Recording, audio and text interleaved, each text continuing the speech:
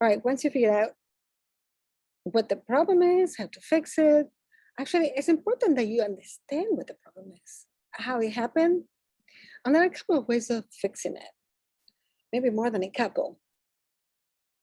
Once you did that, once you figured out how to fix that problem, I want you to do exactly the same for the other iterable type of devices, just whatever you want to call it.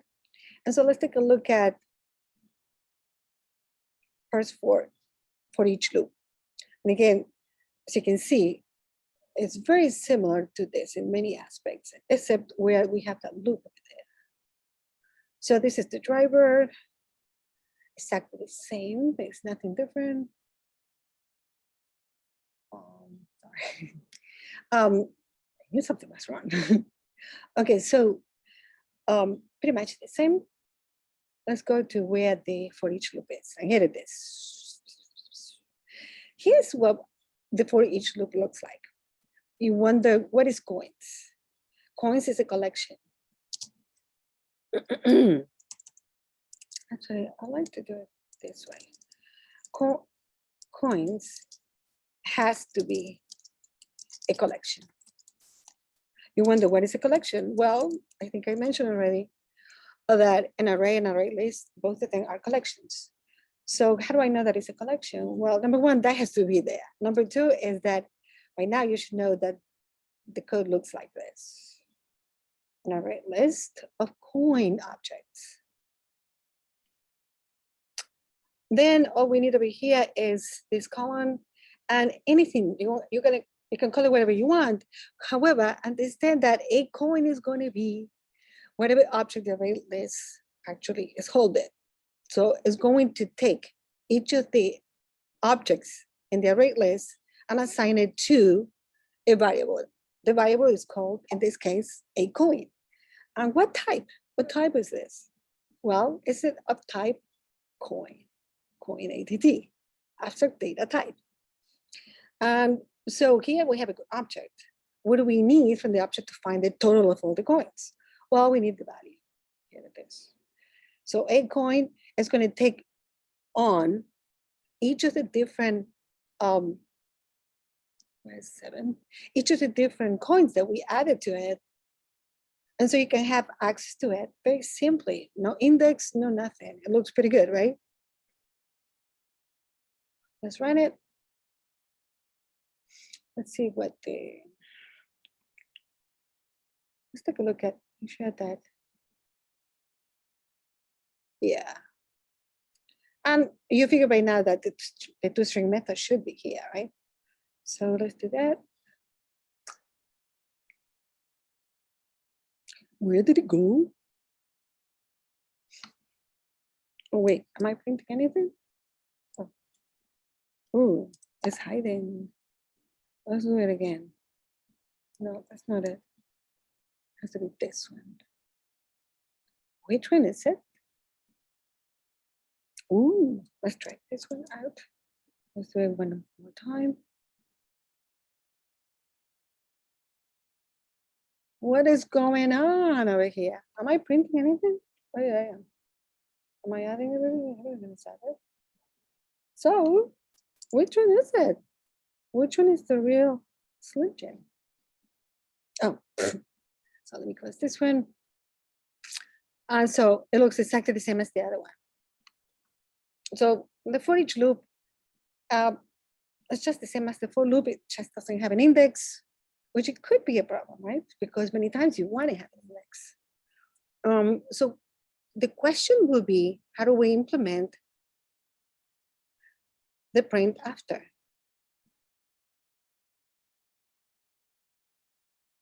Oh, shoot. Do I have the answer in here? Dang it.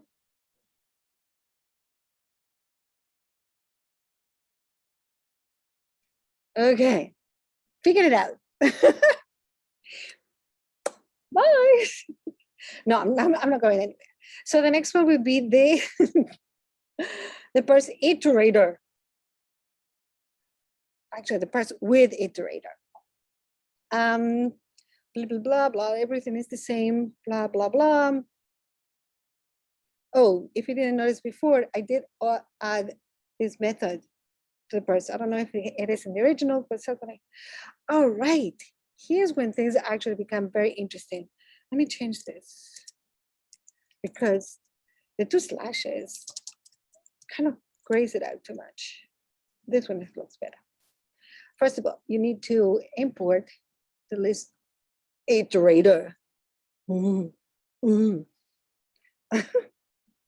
And so now we can actually, something very strange happens in this line. And unfortunately, College Board decided that interfaces were no part of the curriculum, but they want you to know iterators. It's like, okay, make up your mind, people.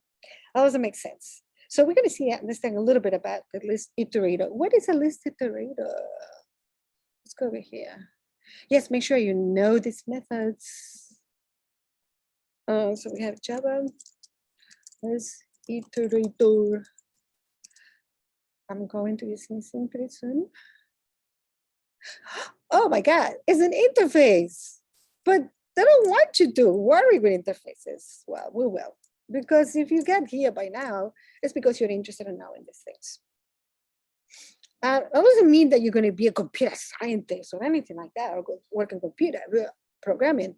You can do anything you want, but whatever you do, many times you might need to know programming, especially today when you have to crunch so much data. There is big data for everything now. Anyways, stop talking. So how do we get, what is this? What is this? Well, to understand what this is, the best is to go back to our friendly neighbor thing, the API. This time for ArrayList. I like to go to Oracle, so you know how to use it. And let's look for a method. It looks like coins as a method. What method is that? Iterator, and there it is. Whoa, that's a lot of iterators. Oh my God, I don't want that many iterators. So probably just, let's go down here. Oh, there it is. So iterator is a method and it returns an iterator over the elements of in this list in proper sequence. It's sequential, just like any for loop. It's just a more sophisticated type of for loop or for each loop. Actually, the for each loop is closer to the iterator than to the for loop. Because the for each also check to see if there are any elements before it prints it out. Remember, it doesn't have an index. And you don't have a control over that for loop. This says, well, the index should go up to, but not including, the length of the list, in this case, size. So it has to know when to stop. So here it is. This is how it's built. It's built with a couple of methods. The iterators have the has next, and then it's going to have the next over here. It has a whole bunch of other things too. But at this point, if we can understand this, then you are light years away from where you were before. And you don't, if you're trying to make sense out of this, it's like many things that you learn in programming. They don't have to make sense. They are what they are. And so you just get used to using them. And then you say, oh, this works well. So what works well? This is what you need to know. This. You want to have that has next, so you don't run into some type of, what do they call it? Exception. Once we know that there is something out there in the array list, in the collection, whatever that is, because that applies for any collection, then we can call the iterators to give us the next item or iterable, what do they call it?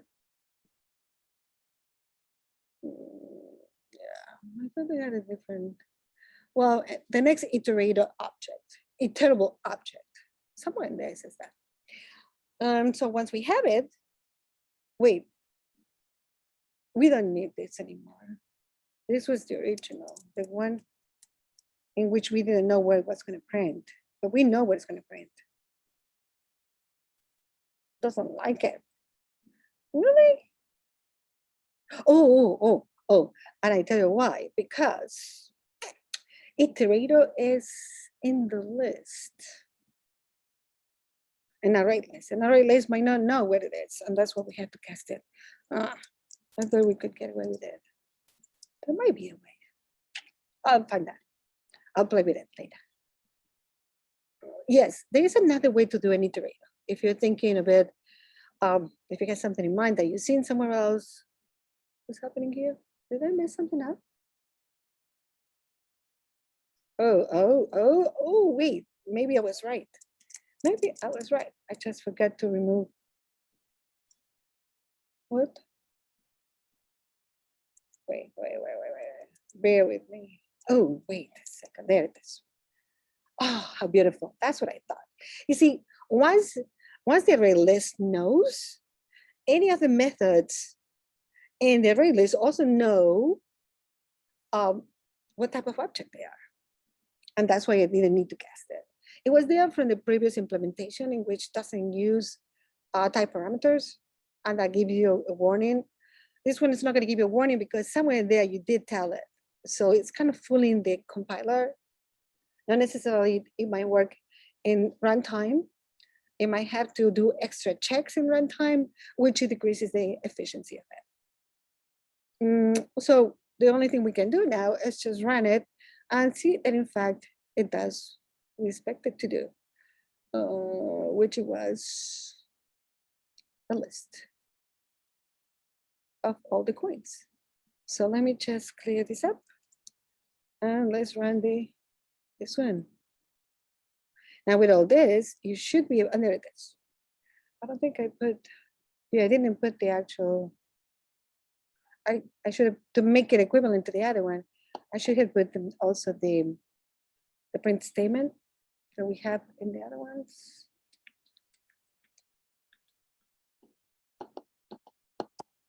Yeah, where is it? Is it here? Yeah. Well, obviously it is different because this one you build in the coin, the output. So this one, that's work different, but behaves the same, right? So you wonder why. Do we need to know these things? Again, mostly because of efficiency. And this is definitely efficient. There we go. We're using the semicolon. Now, by the way, this is used a lot if you take the next level computer science class. Not if you take another computer science class, but the next level. And there it is. So now it should look exactly the same. So number one, you have to implement over here. The toString hasn't changed. You have to implement the after delete, just like you did for the other one. And once you did that, you should be able to answer everything that was related to this. You know the for each loop with this, you know the for iterator loop, you know how to delete, you know how the problems that you might have because of that. There was a year in which actually one of the questions in the AP exam was to do with the iterator. And I thought I gave students so many warnings. Many of them made a mistake. All right, I hope this helps. And I hope it's not as corny as I am.